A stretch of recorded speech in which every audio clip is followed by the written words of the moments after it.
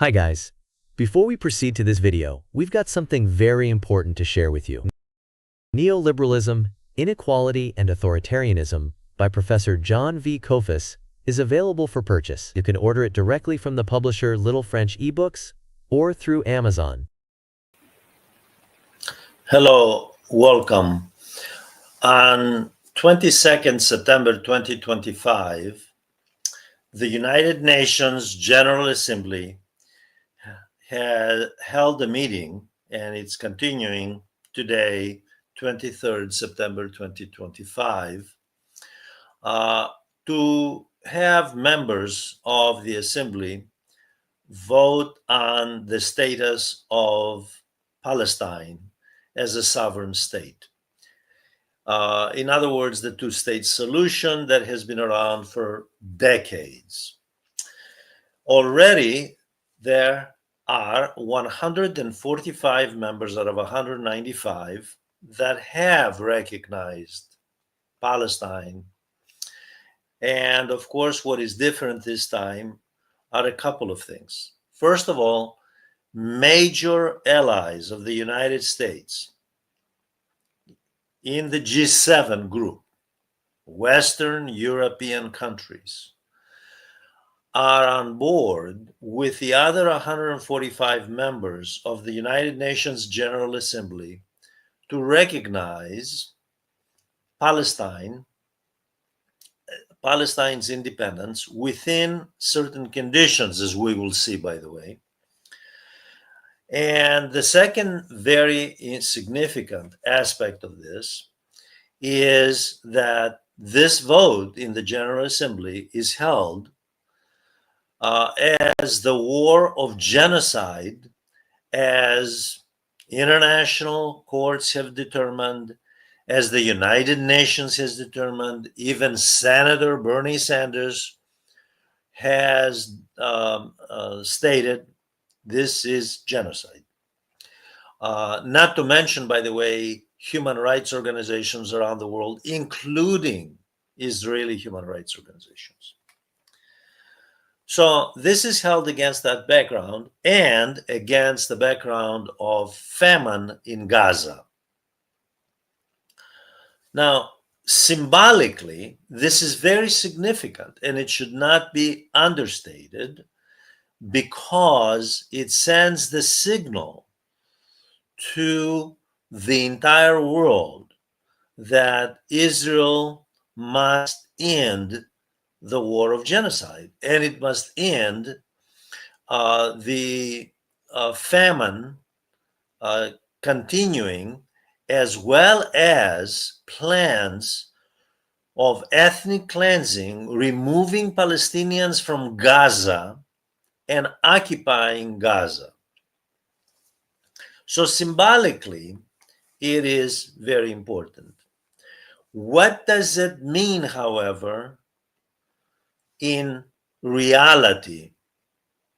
Putting the symbolism aside, what does it mean? Does it mean anything other than merely a vote at the United Nations General Assembly by more members? It is estimated that the vast majority, we'll have to wait and see, will be on board on this one. The United States, despite pressure from the United States and, of course, Israel and pro-Israel entities, especially corporations around the world, pressuring governments, lobbying governments not to do this, and accusing governments like France, for example, which voted with a majority to recognize Palestinian, of anti-Semitism. So ending the war of genocide and ending famine is now anti-Semitism. Now, I have to point out that, as a number of critics have around the world, that there is a sense of hypocrisy on some of these countries, including Muslim countries, that are voting to move ahead with the recognition of the two-state solution of Palestinian sovereignty within conditions, as we'll see.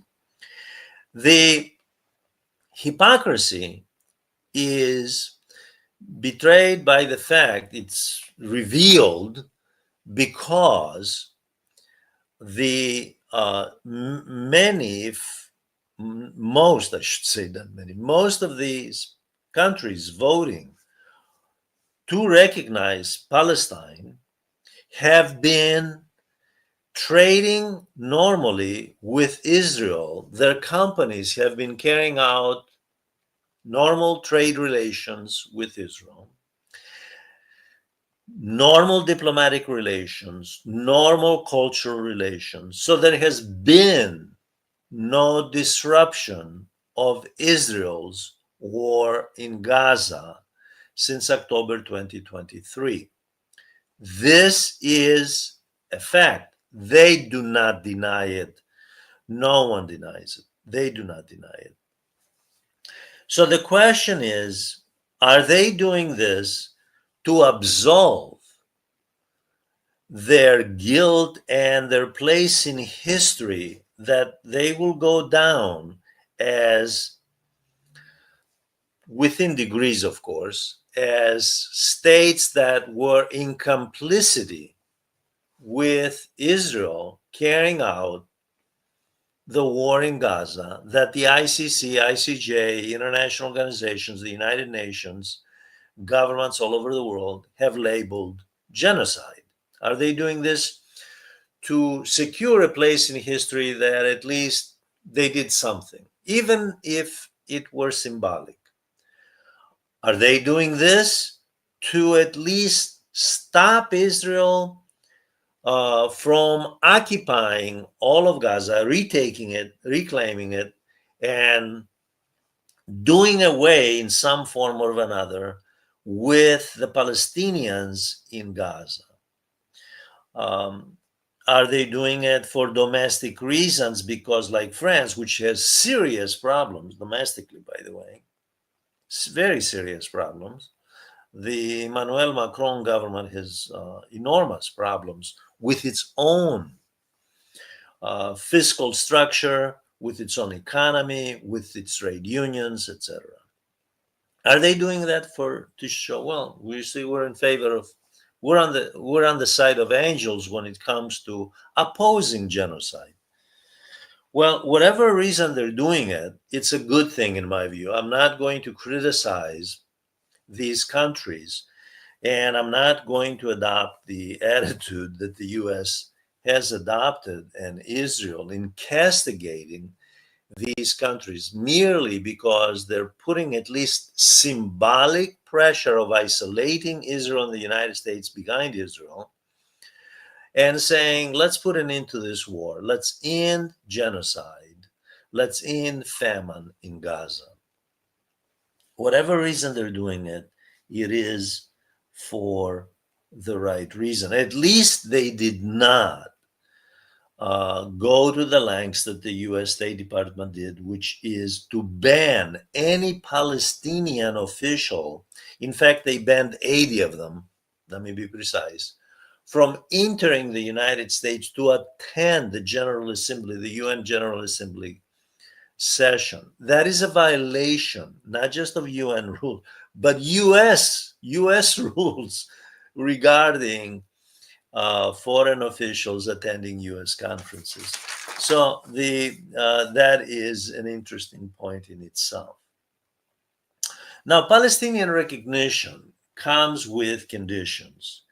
And I'm not in the longer session, by the way, in the analytical session, this is just an introductory session, I point out a great deal more on this. But essentially, what the conditions are is that that Palestinian, the two states, the so-called two-state solution, would really mean that Israel remains hegemonic, that Israel is solely the country that retains its and in fact it will, in my view, in reality, will strengthen its military position, that Palestine assuming it ever gets, or of course Israel says absolutely not, it ever gets statehood, will not be militarized, even according to the people who support Palestinian sovereignty. No, demilitarization is what they're asking for.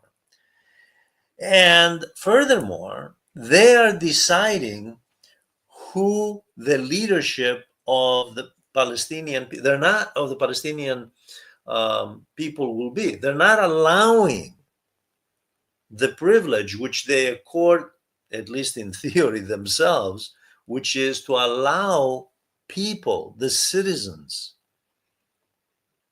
to determine who they want for their leaders.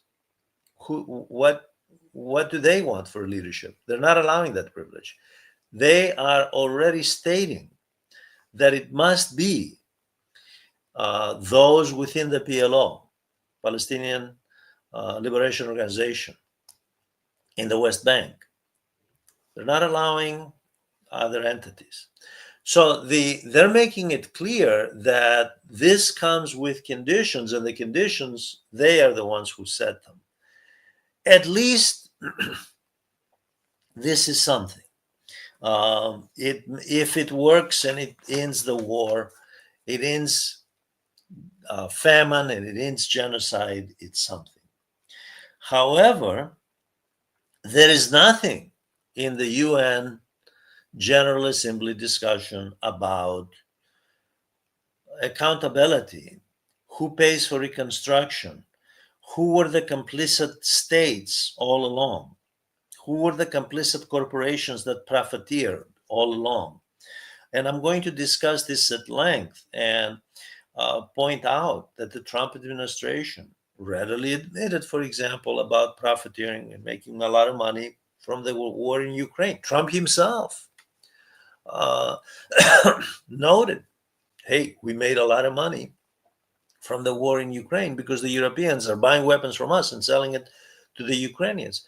The fact is that there is a lot of profiteering, exactly as the Francesca Albanese UN report states in the case of Israel, corporate money being made in Israel from this genocide war.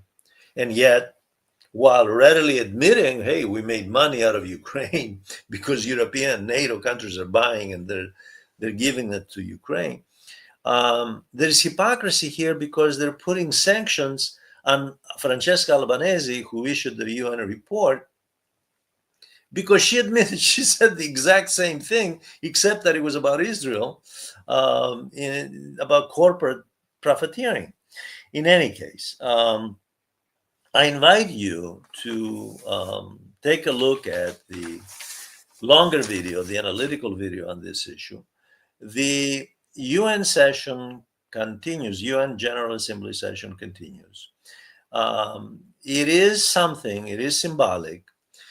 In my view, it will not alter substantially the lives of Palestinians as long as apartheid conditions exist.